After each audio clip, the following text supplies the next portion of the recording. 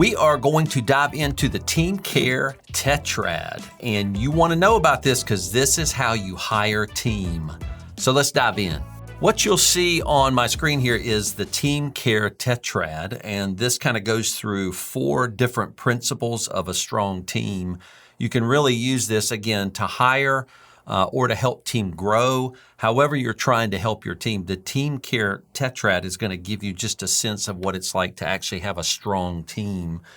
You see it's done in principles, the technical capacity, cultural adherence, future focus, and collaborative systems. These are the things we're going to go over. So the first thing people focus on, and it makes sense, is technical capacity. So when people are hiring, they need a role to do something. So they're working on what we call role fit, right? And that's the technical capacity. And the way we define this principle is this is a person having some understanding of how to perform their duty, right? Now, one thing that's really clear is you want them to perform it with some autonomy. You want a team that can technically do what they're supposed to do and do it on their own, right? That is an efficient team, and it doesn't put as much weight on the leadership to come alongside them and help move them along in their work. So that's what you're looking for in role fit. Now, most people, when they hire, they stop there. They're trying to find a role, a technical role, and they think fulfilling the technical part of that role is all that you need, and that's not true. A lot of times a resume is that, right? The resume is really the story of the technical fit of that person. But there's so much more to a strong team member that makes a strong company, and that's why we have these other 3 key principles that we're going to go over. The next one is cultural adherence, and this is what I would call team fit. This is kind of that person fitting into a team. So what this is participating in the team with some level of curiosity and some level of transparency. Those are really key. So when you go to a team meeting, you want to see that team leaning into that team meeting. They're looking at their camera if it's a virtual company. They're interested in what's going on. They want to hear about what, the life of the other people on the team. They're really interested. So what you're starting to see with cultural adherence is this group forming, this strength of a group, right? Each person has their own technical abilities, but now they're starting to form what we call a community. It's a community. Some people call it a family. We don't like to call it a family because different people have different views of family. So we like to call our team together, that collective group, we like to call them a community. And now we can't force transparency, but we do want to see a team member safe enough to lean in and share at whatever level they want to. We don't require any kind of sharing. That's just something you're going to start to see in that person, is that they are interested in opening up a little bit. When you have a lot of people safely opening up at appropriate levels, right? There's some things they shouldn't share. You're going to find that team really start to bond. And when we call this principle cultural adherence, because what you find is instead of a leader going to a person and saying, do your job, the culture starts to put weight and pushes everybody to start stepping up and doing their job well. So the culture does a lot of the work of leadership. It really takes, again, more weight off of the leadership. So that's another thing you're looking for. Now, it's easier to hire for and assess team fit than it is team fit, because a lot of times you don't know if somebody is part of the team until they get on the team. But these are the things that you want to work your team through to help them be successful. So then we add another principle, and this is what I want to call this principle buy-in. So there is a future focus principle, and this is where we say embracing the vision of the leader's future for the organization. So this is a big deal. It is one we make an assumption about team often, but you want a team that's not only doing their technical work, they're leaning into this community, but they're also going, where are we going? And I'm okay with that leader taking us there. So there's a lot of faith and trust now that you see somebody exhibiting with buy-in. And when they do that, you're starting to see a real strong form of commitment. And that commitment is what carries people through hard times. So you want that team member being committed because you're going to ask them to do hard things sometimes. You're going to have companies that don't work.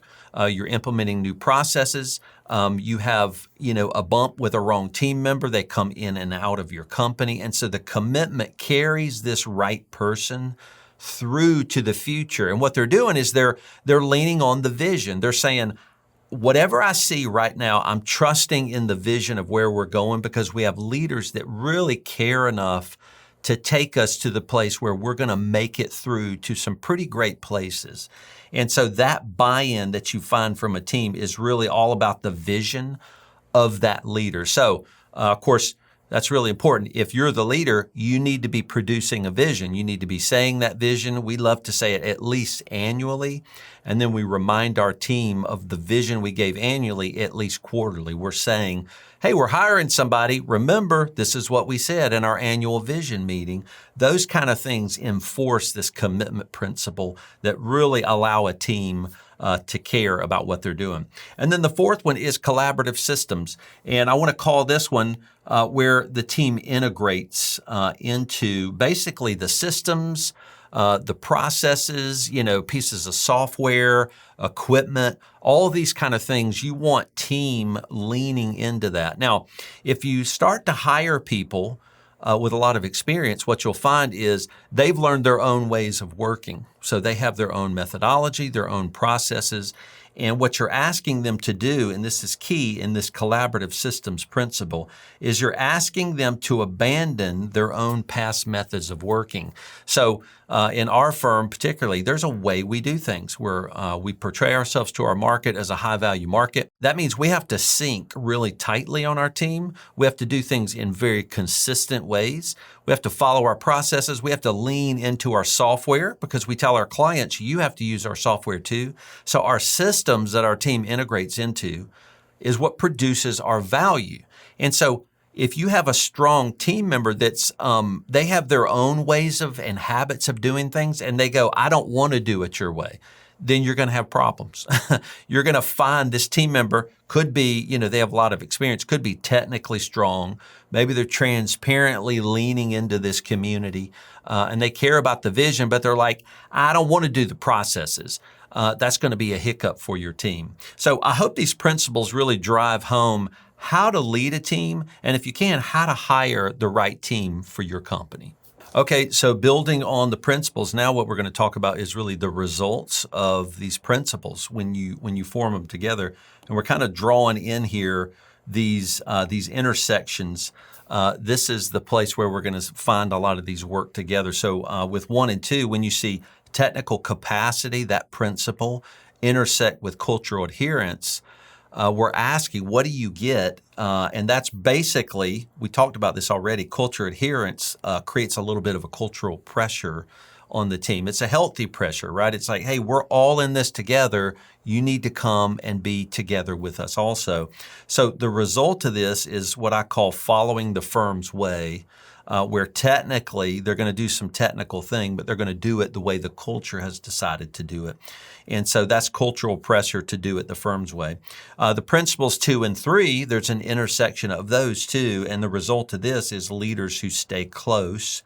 That's what I'm calling that result of the cultural adherence, and that's cultural pressure to follow the leaders, right?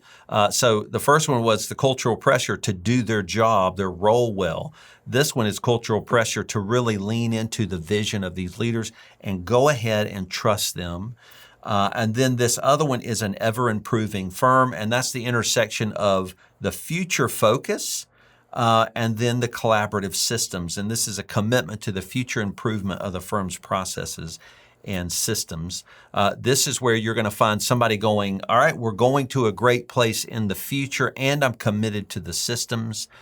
So put those together. I'm committed to the future enhancement and strength of our systems and processes.